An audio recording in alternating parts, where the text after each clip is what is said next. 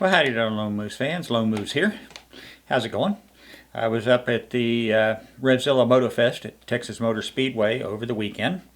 I hope you watched my video, or will watch it when I publish it here, of the event. I really enjoyed it. Had a lot of good times. Rode some bikes, bought some stuff. But I'm breaking this section of the video out separately, and that's because it's about the Royal Enfield Himalayan motorcycle. I got to do the test ride on it. In fact, that was one of my goals going up there. Excuse me. Because when I move up to Alaska next year, I've got my 2014 Heritage Softail Classic. Great on the paved roads up there, but paved roads in Alaska is only about a third of the roads of the state. So most of the roads are either dirt or hard packed gravel, and that Heritage just will not be worth a darn on those. So I've been doing a lot of research, watched a lot of YouTube videos on different bikes, and I really liked that one. And I was hoping Royal Enfield would be there, and they didn't let me down. They were. Basically, the bike, I got to do the test ride on it. They took us out in group rides. I was next to the last rider in the pack. One of the factory rep gals was behind me, and there's maybe 7 or 8 riders in front of me, and the guy directly in front of me, as we were going along Farm to Market Road 407 towards Justin, actually wiped out on a curb and got hurt pretty bad. That particular set of roads was kind of a series of S curves, and the way that the road was actually constructed, the asphalt kind of rolled off to the edge like that, so he came into the curve a little too wide, and when he hit that part, it just forced him off onto the loose gravel. Then he tried to overcompensate and correct on the loose gravel, which just made things worse.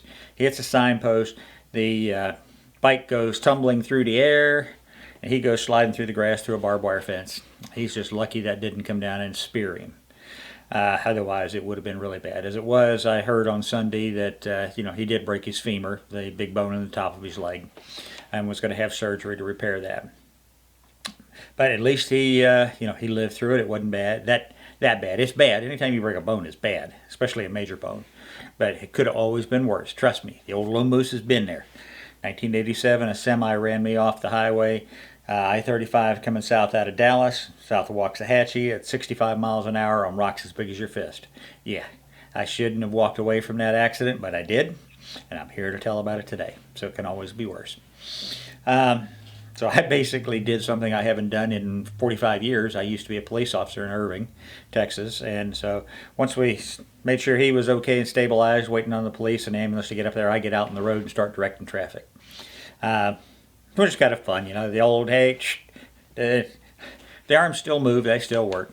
But it was really critical that we do that because people were just driving way too fast. The roads were a little wet from the rain, and it was mild drizzle, and just, good old Texas yo boys in their big old trucks and flying along, trying to see how fast they can go through these curves.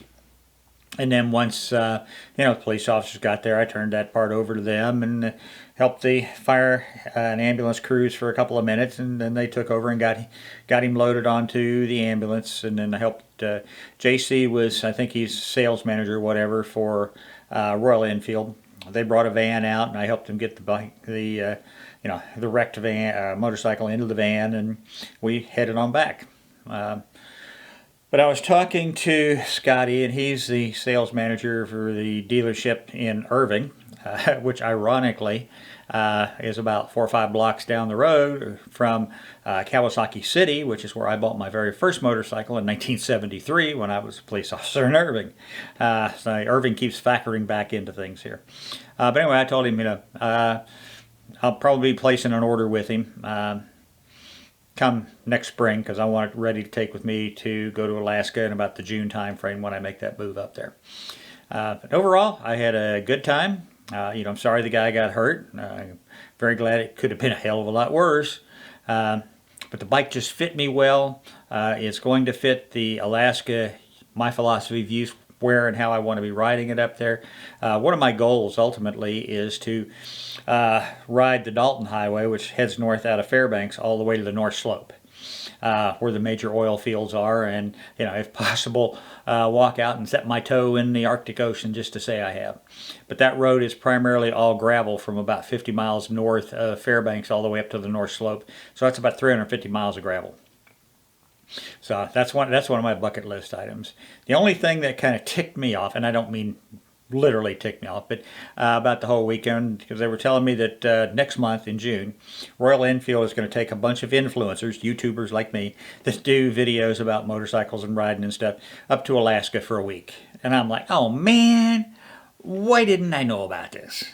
Well, because I'm a small channel and it's still growing. But, maybe next year if they do it again, and hopefully I'll be up there by then, maybe I'll be able to be a guide for them and kind of take them some places and show them what I found up there. So anyway, if you guys have any questions, about places to ride up there, reach out and get a hold of me through the channel, and I'll tell you what little I know about them so far. I plan on doing a whole lot more exploring.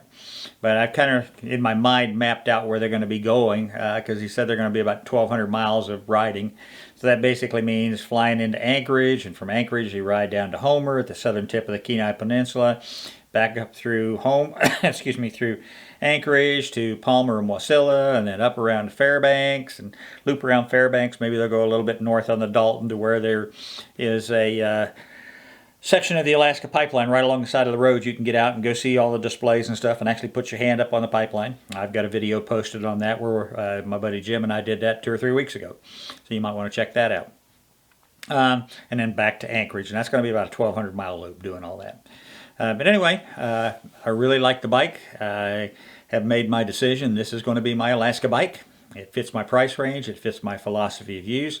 It's a well-made, durable machine, and so it's going to be the one to go north with me. I do ask that, after you watch the video, please hit the like and subscribe. If you hit the notify bell, you'll be notified when I make additional videos. That's what keeps me going. I do these for you guys. People tell me my channel is, too diverse. I've got too many topics that I cover. Well, that's how my brain works. I got a boatload of interests in my old age, and I'm exploring them, and I'm sharing my information with you as I go. So I hope you guys enjoy that. If you do, please share the videos with your friends. Post or repost them on Facebook, whatever. I'm not to the point where I'm monetized. I'm not making any money off this. I'm just doing it because I enjoy doing it. And I am going to send a link to this video to the Royal Enfield folks that were there, because I told them I would do that. And they're free to use this however they want in any of their advertising or promotions. Like I said, there's nothing in it for me, but I was really impressed with them. It was a good group of people, a lot of fun to hang around with, and you just couldn't ask for a better group of people, very knowledgeable about the product. So this is Lone Moose out. I'll see you on the next video. Okay, that's the Royal Enfield Himalayan that I'm going to ride at 2 o'clock, weather permitting. That's one of my contenders for an Alaska bike. Yeah. Okay. I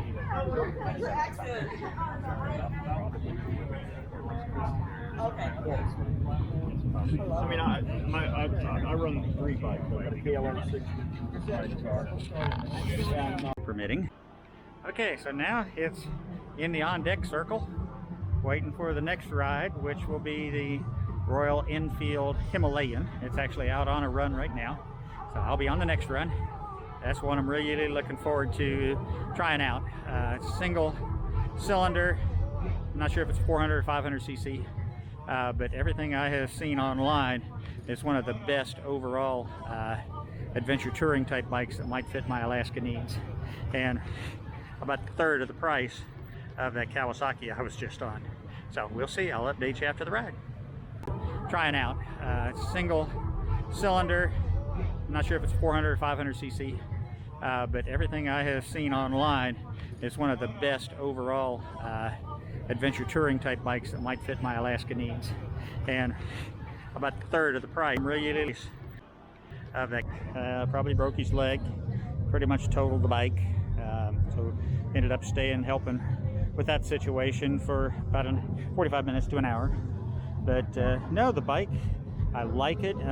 It's dramatically different from my Softail, one of the areas that it is in the front tire.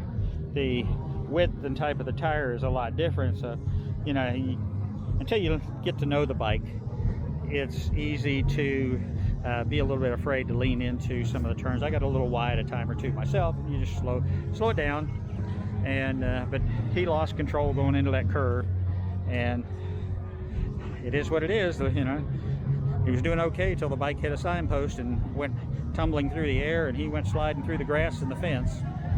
But overall, no, I do like the bike. It's peppy, but it's not like that Kawasaki I rode earlier, which is our slingshot. You know, I had it up to, we got up to about 60, and it was running between 5,000 and 6,000 RPM. You know, it was whining, but one of the sales reps said, you can force it up to 80 if you want to. Well, I don't want to. The seat was pretty comfortable. My only concern with it is, you know, had my knees up a little higher than I like them with the arthritis in the knees. So, you know, it's not a bike that's built for all-day riding by any stretch. But nice bike. The price is great. I was talking to another guy, said he got his fully dressed out off the showroom floor, tax title license for less than $5,500 a couple of months ago. So that's in the price range that I'm interested in too. So it's been fun. Let me continue wandering around here, and I will talk to y'all in a little bit.